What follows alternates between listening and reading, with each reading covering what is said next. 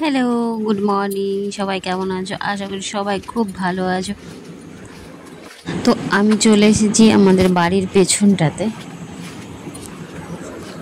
তো বাড়ির পেছনটাতে এসেছি কেন, কি যে কারণে তোমাদেরকে বলছি। আর এখানে দেখো আমি দুটো ফুল গাছ লাগিয়েছি। তো একটা হচ্ছে কি যেটাকে বলে মাইক ফুল, আর একটা তোমার সাদা ফুল গাছ। আর এখান থেকে একটা পুঁই গাছ মানে নিজে থেকেই হয়েছে। তো আমি কঞ্জি পাইনি, এখানে একটা মরা ডাল দিয়ে দিয়েছি। আর চলো দেখা যাক, সামনে যাচ্ছি এখন কি নিয়ে আসতে যায় সেটাই তোমরা দেখো। তো আজকে ইচ্ছা করছিল বন কচু খাওয়ার জন্য। বন কচু মানে খেতে খুব ভালো লাগে যদি একটু ভালো করে রান্না করা যায়। তো বন কচুগুলো যেহেতু অনেক বড় বড় হয়েছে, তা আমার বন কচুগুলো দেখে খুব লোভ লেগেছিল। তা আমি বন কচু কাটতে চলে গেছিলাম। তো বন কচুগুলো কেটে নিয়ে এসে এখানে রেখেছি। এখন একে একে সবগুলোকে কাটবো, বেশি নয় অল্পই, কেন বাবু খায় না বন কচু। তো বন কচুগুলো কেটে নিই। বন কচুগুলো মানে অনেকে খায়, আবার অনেকে বলে কি মুখ চুলকোয়।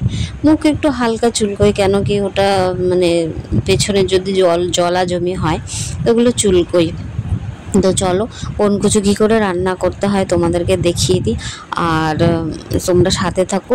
যদি তোমাদের ভালো লাগে অবশ্যই ভিডিওটা দেখবে, আর লাইক কমেন্ট ইচ্ছা করলে করবে, কেন কি লাইক কমেন্ট করা সম্পূর্ণ নিজের উপর ব্যক্তিগত ব্যাপার। আর ভিডিওটা করতে একটু কষ্ট হয়।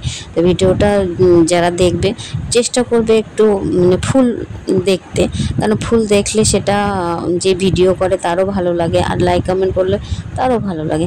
তো চলো আমি বন কচুগুলো কেটে নিই। কাটা শেষ হলে রান্না কীভাবে করে সেগুলো তোমাদের দেখাবো। তো বন কচুগুলোকে কেটে ভালো করে ধুয়ে নিয়ে এসেছি। আর আমি এখানে একটা সিটি দিয়ে নেব কুকারে, কেন হালকা সিটি দিয়ে নিলে ওটা সেদ্ধ হয়ে যাবে। সেদ্ধ হয়ে গেলে ভেতরে চুলকানিগুলো মানে চলে যাবে, ভাপ দিয়ে ফেলে দিলে অতক্ষণ ভাপ দেওয়ার সময় নেই। ওই জন্য কুকারে দিয়ে দিলাম, একটা সিটি দিয়ে দিলে, সিটি দিয়ে দেওয়ার পরে বাকি কাজগুলো হবে। এদিকে কড়াই বসিয়ে দিয়েছি, আর বসিয়ে দেওয়ার পরে গ্যাস যেহেতু ফুল আছে দেওয়া ছিল, তো লোহার কড়াই, যেহেতু তোমরা ভেবো না এটা স্টিলের কড়াই। স্টিলের কড়াই মানে এটা মাজার জন্য এরকম হয়ে গেছে, এটা লোহার কড়াই। আর লোহার কড়াই খুব তাড়াতাড়ি গরম হয়। তো তেলটা দিয়ে তোমার এর মধ্যে পেঁয়াজ, একটু পাঁচফোড়ন, একটু লঙ্কা মানে এগুলো দিয়ে ভেজে নেবো, হালকা ভেজে নেবো। নিয়ে তারপরে তোমার কচু যেটা ভাপিয়ে রেখেছিলাম সেটা ওর মধ্যে দিয়ে দেবো। আর তোমার হচ্ছে গিয়ে যেহেতু বন কচু একটা হালকা টক না দিলে সেটা ভালো লাগে না, মানে একটু যদি চুলকোয় একটু তো ভয় থেকেই যায় ধরো। তো আমার কাছে টক বিশেষ সেরকম কিছু ছিল না। তো আমি আমার ঘরে আচার ছিল, আচারটা একটু ধুয়ে নিলাম, কেন আচারটা একটু টক, আমের আচার, আমটাও তো টক। তো আমটা ধুয়ে নিয়ে তোমার কচুর মধ্যে সেটা দিয়ে দেবো এখন, কেন তোমার লেবুটা ফুরিয়ে গেছে আর তেঁতুলও নেই। তো যার কারণে আমের আচারটা দিয়ে দিলাম, তাহলে খেতে ভালো লাগবে, গলাটাও চুলকবে না। আর এটা বানিয়ে নিই তোমাদের সাথে আবার আসবো সামনে, দেখবে।